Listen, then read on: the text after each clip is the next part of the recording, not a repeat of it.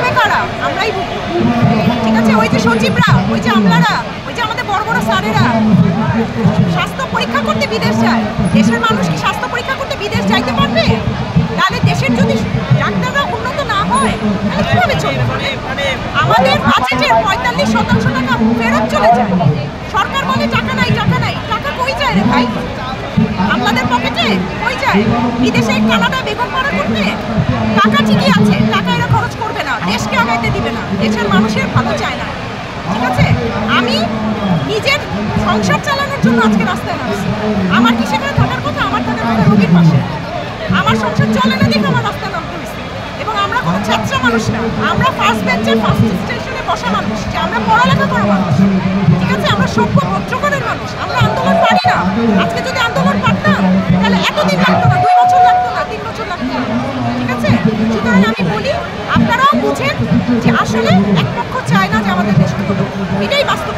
ঠিক আছে, তারা চায় না যে আমাদের দেশে বিশেষজ্ঞ চিকিৎসা, সেটাই হচ্ছে কথা। এই জন্য তারা আমাদের বেতন ভাতা বৃদ্ধি করতে চায় না। তারা চায় আমরা মানবেতর জীবনযাপন করি, আমাদের পড়ালেখা না হোক, আমরা রোগীর সেবা না দিতে পারি, আমরা যা ইচ্ছা তাই থাকি, এটাই ওনারা চায়। ঠিক আছে, সুতরাং আপনারা এখান থেকে বের হয়ে আসেন।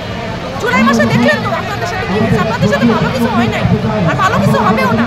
ওইটা ক্ষমতার চেয়ার না, ওটা দায়িত্বের চেয়ার, এটা বুঝেন, ওটা দায়িত্ব।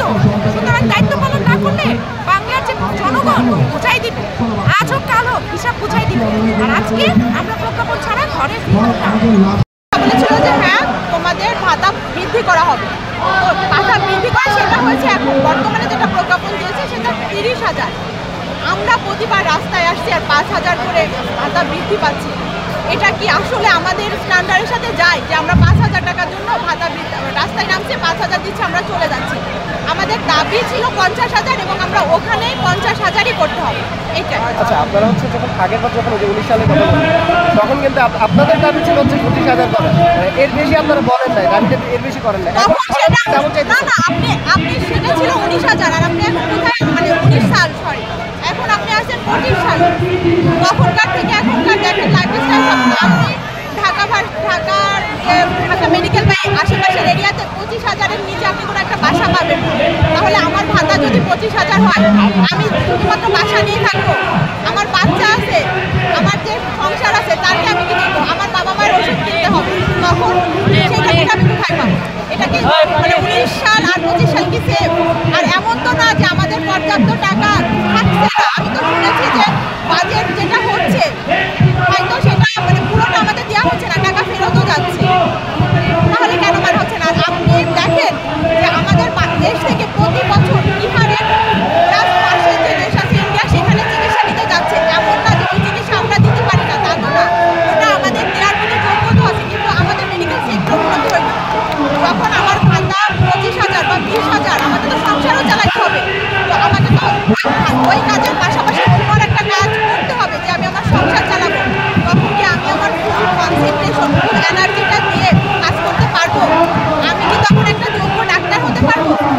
আপনি আমার পিছিয়ে ইনভেস্ট করছেন, এটা কি কোথাও ভুল হচ্ছে? আমি যদি আজকে একজন মানে আপনি যদি আমাকে একজন স্কিল ডক্টর হিসেবে করে তোলেন, স্কিল সার্জন হিসেবে করে তোলেন, এই ইনভেস্টমেন্ট আপনি পরবর্তীতে পাবেন। আজকে আপনি আমার পিছিয়ে টাকা দিবেন, আপনি 20 বছর পর, 20 না 10 বছর পরেই তার ফিডব্যাক পাবেন। আপনি দেখেন বাংলাদেশে কি না হচ্ছে, আপনি কনসার্ট করতে পারছেন, আমি এগুলো বলছি না, জাস্ট আমি পয়েন্ট দিচ্ছি যে কনসার্ট করতে পারছেন, এটা আরো কত কি হচ্ছে, সেখানে আপনার টাকা আসতেছে। বলে এটা আপনি যে এখানে, এটা তো ইনভেস্টমেন্ট সরকারের, এটা তো এমন না যে দিচ্ছে এটা নষ্ট হয়ে যাচ্ছে, এটা তো নষ্ট হচ্ছে না। আপনি যেটা দেবেন, আজকে এমনও হচ্ছে যে বাংলাদেশে প্রবাসীরা বিদেশ থেকে চিকিৎসা নিতে আসতেছে এবং সেগুলো হচ্ছে আপনার ডেভেলপ কান্ট্রি থেকে তারা আসছে। তাহলে আমার কাছে কি এটা ইনভেস্টমেন্ট হচ্ছে না? আপনি বিনিয়োগ করবেন 20 বছর পরে, 10 বছর পরে আপনি তার ফল পাবেন। আপনি যদি আমাকে ঠিক না রাখেন, আমাকে যদি ঠিক মতো কাজ করার সুযোগ না করে দেন, তাহলে আমি কাজ করবো কি করে? আমি শিখবো কিভাবে? আমি স্কিল হবো কিভাবে?